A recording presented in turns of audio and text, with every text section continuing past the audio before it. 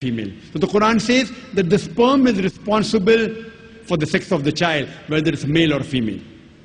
In this country of ours, this great country, India, for reasons known best to the Indians,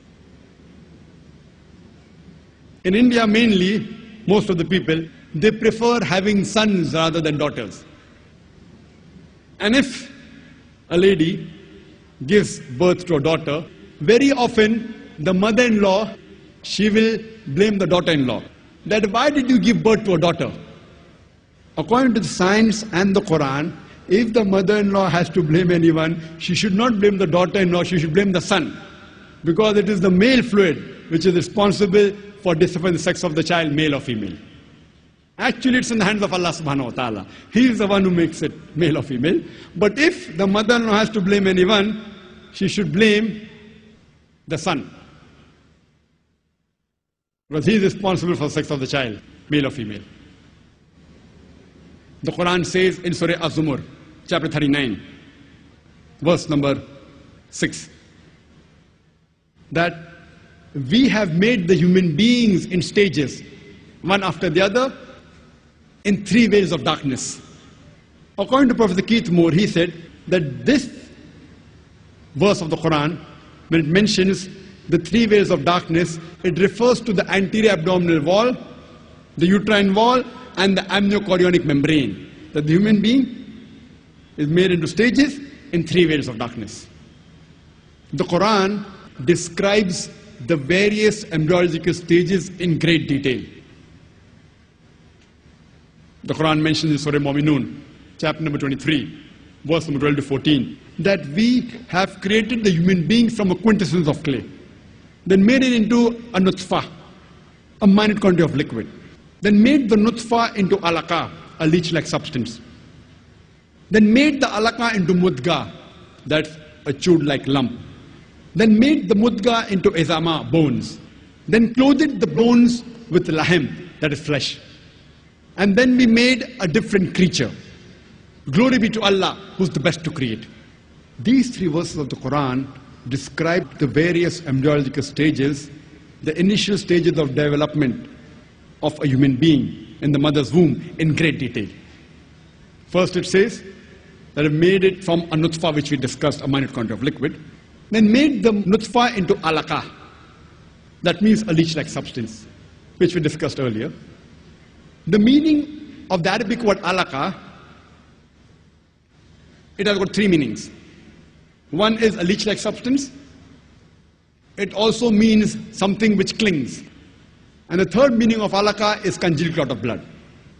Besides it looking like a leech, the embryo in the initial stages, it also behaves like a leech, it behaves like a bloodsucker, it derives its nutrition from the mother through the placenta. It behaves like a bloodsucker. So besides looking like a leech, it also behaves like a leech. The second meaning, something which clings, we know that the embryo clings to the uterine wall.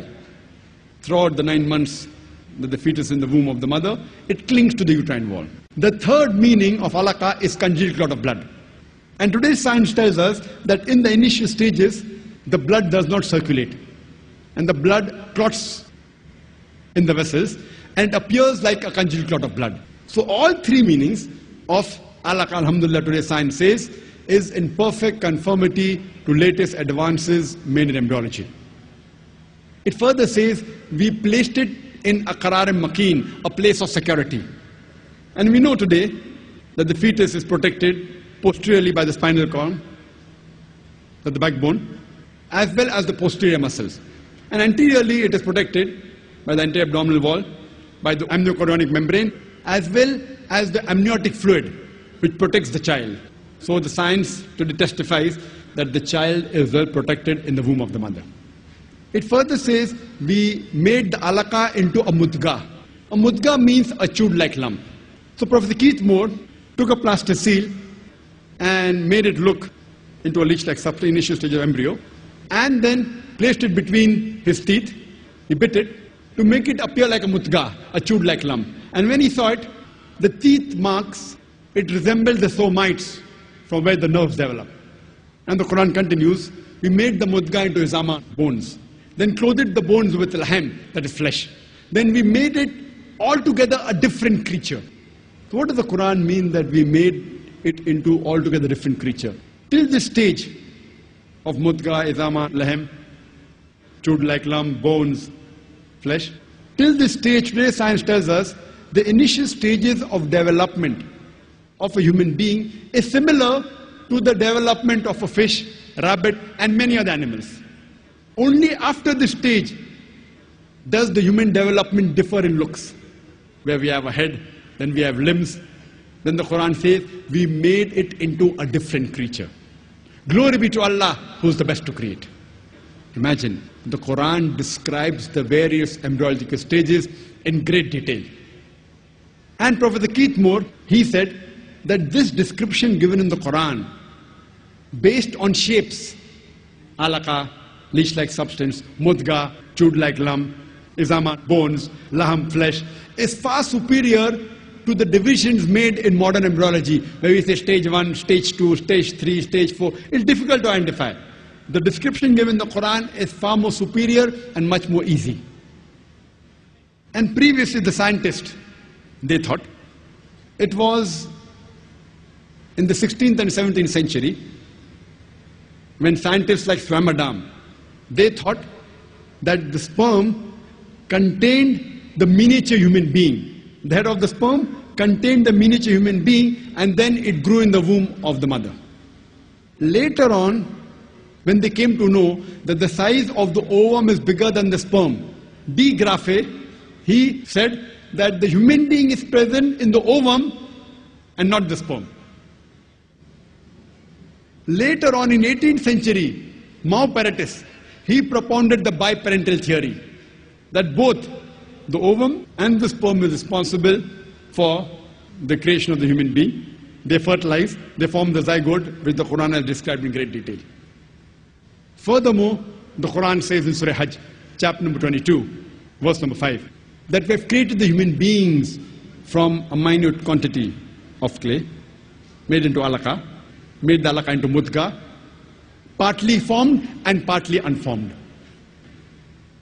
This verse of the Quran was taken to Dr. Marshall Johnson, who is the head of the Department of Anatomy in Daniel Institute in Sir Thomas Jefferson University in USA, in Philadelphia. Now we have come to know in science that if at this stage we cut the embryo and we analyze the organs, we find some of the organs are formed, some are not formed. So Professor Marshall Johnson said, if we describe this stage of the embryo as a complete creation, it will be wrong, because some organs are not formed. If we label it as an incomplete creation, that's also wrong, because some of the organs are formed. So there's no better description than the description mentioned in the Quran, partly formed and partly unformed. In Arabic, it can also be treated as differentiated and undifferentiated. And Professor Marshall Johnson said that at this stage, some cells are differentiated, some are undifferentiated. Further is mentioned in the Quran, in Surah Sajda, chapter number 32, verse number 9, that we have given the human beings the faculty of hearing and sight. It's mentioned in Surah Insan, chapter number 76, verse number 2. We have given to the human being the gift of hearing, sight, and feeling. So the Quran first speaks about hearing, then it speaks about sight. And today's science tells us the first sense to develop in a human being is the sense of hearing. By the 22nd day, the ear starts to formulate, and by the 5th month of pregnancy, it is completed. And later on, the eye splits open, that's in the 7th month of pregnancy. So the Quran is perfect in conformity with science. First comes the sense of hearing, then comes the sense of sight. There was an experiment done where a baby whose mother was a typist, a newborn baby was taken, and the mother of that baby was a typist, and that baby born to a typist was placed along with other 9 babies who were born to normal mothers who were not typists. And the typewriter was sounded. All the babies were scared except the baby of the typist, because the baby of the typist was used to hearing the typewriter in the womb of the mother. So the baby was used to it, so he wasn't scared. You know, there are many hadiths which say that the pregnant woman should read the Quran. Today science has confirmed that when the mother is pregnant, when the lady is pregnant, what she sees, what she hears, what she listens has an impact on the child.